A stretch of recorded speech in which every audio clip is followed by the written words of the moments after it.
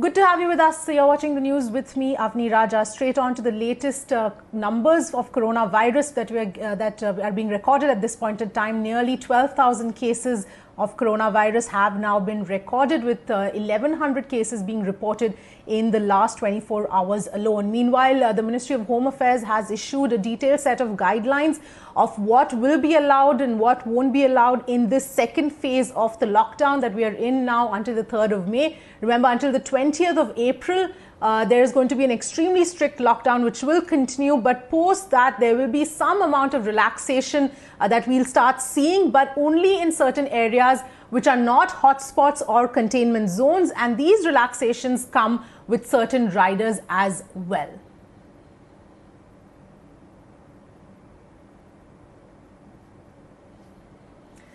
Well, so let's first focus on the MHA guidelines that have come in. In fact, they detail out several areas which earlier were not allowed will now slowly be allowed, especially with regard to the rural sector, especially with regard to ensuring supply of essentials, and also gives details about how certain relaxations will come in from the 20th of April. But importantly, as far as the areas which are not hotspots or containment zones, only will see these relaxations. Let me in fact go across to Ayushman, who's joining us for more details on this. Ayushman, if you can take us through, the highlights of these guidelines that have now been issued in terms of how is it going to play out in the second phase of the lockdown now? Well, I mean, very importantly, for the first time ever since the first phase of lockdown was over, the Ministry of Home Affairs also recommended that to maintain the liquidity, not only the essential but non-essential services will also have to be looked into, and this has been definitely looked into this time where both the cargo and the essential, non-essential travel and the transportation has been allowed. At the same time, the restrictions that we saw earlier regarding the manufacturing sectors or the FMCG sector, this time it has been a bit relaxed. The social distancing norm has to be followed, the mask has to be there on people who are going to work, the staggered timing has to be maintained. We will see several sectors, including the FMCG in medicine and the important in the rural economy, they will continue to work. And also in the Narega scheme, it has been clearly said that the irrigation facility will be there for the workers who are there, and both the center and the state will have a role in that. And so the kind of stress that we were seeing in the labor class, that is definitely aimed to ease out. At the same time, the restrictions which we saw in the first phase in the areas of transport, like aviation is completely closed, the train facility is completely closed. We saw what happened because of the misinformation in Mumbai yesterday. So to in fact counter that, the government is on its toe, clearly denying any such rumor. They are going on the social media and telling that there is no speculation of the railways operating right now. Interstate transport activities has also been closed.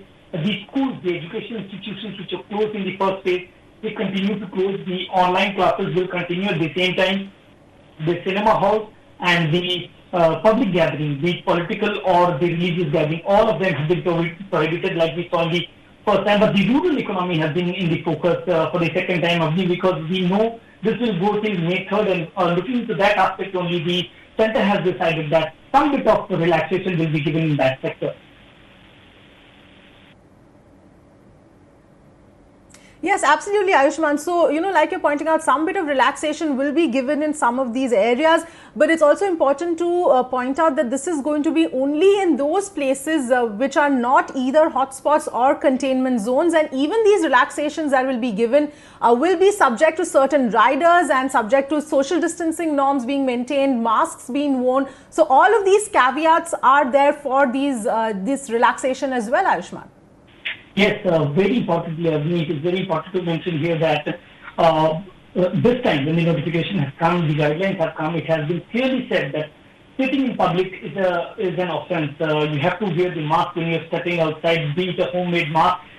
It would be important for everyone to wear a mask, because if you remember, the health ministry has been tracing or the fact that not everybody needed a mask, but given the situation right now, we know that over 11,000 positive cases are there in the country right now, and look at the situation only right now. The decision has been taken that everybody who steps out on the out in open has to be there with mask. Also, the ministry, in fact, we saw this in the Prime Minister's appeal as well. The senior citizens have been told not to venture out, not to step out if there is not very urgent need. At the same time, all these rural economic sector that we are going to see in the green zone where not many cases are come, there also it is very important to maintain that everybody will follow the staggered timing and the social distancing norm. At the same time, the mask has to be there. This is the essential thing that one has to follow, otherwise action will be taken against them.